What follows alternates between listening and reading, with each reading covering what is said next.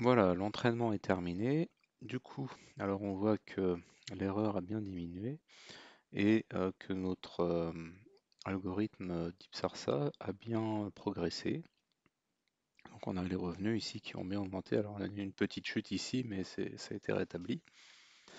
Et du coup, maintenant, donc on peut voir la progression de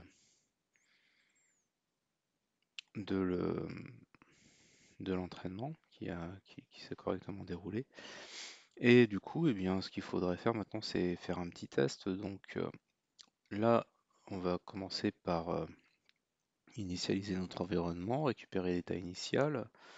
Ensuite, on va venir initialiser notre liste d'images avec l'image correspondant à l'état initial. Et puis, on va venir boucler. Et à chaque fois, on va créer une entrée du modèle qui comprend l'état courant. On va venir sélectionner une action avec cette fois-ci un epsilon très petit pour que on ait quasiment dans 99% des cas euh, l'entrée du modèle qui correspond, enfin la meilleure stratégie obtenue avec notre réseau de neurones. Et du coup, on va venir récupérer les différents états, les récompenses, etc. Et on va boucler ça jusqu'à temps que ça soit terminé et en sauvegardant les images. Du coup, là, on voit que la dernière récompense est bien 100. Donc, ça veut dire que toutes ces étapes-là, ce sont des étapes qui ont mené à la réussite de la stratégie, qui donne la récompense maximale. Et après, ici, on peut regarder éventuellement comment évolue cette stratégie-là. Donc là, c'est à allure très rapide, peut-être trop rapide, non. Donc là, on voit qu'il est parti quand même vraiment beaucoup sur la gauche, mais après, hop, il rattrape le coup et il vient poser la navette. Voilà.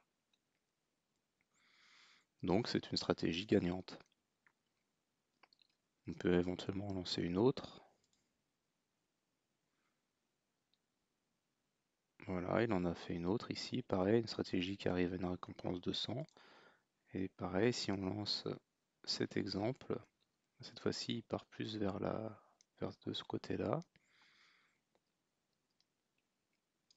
Et là, normalement, il devrait faire une poussée pour le remettre en place à la fin. Voilà, il vient le stabiliser en fait ici. Et il va venir le déposer sur l'aire d'atterrissage. Voilà. Donc voilà le type d'entraînement qu'on peut réaliser avec l'algorithme SARSA en utilisant un réseau de neurones.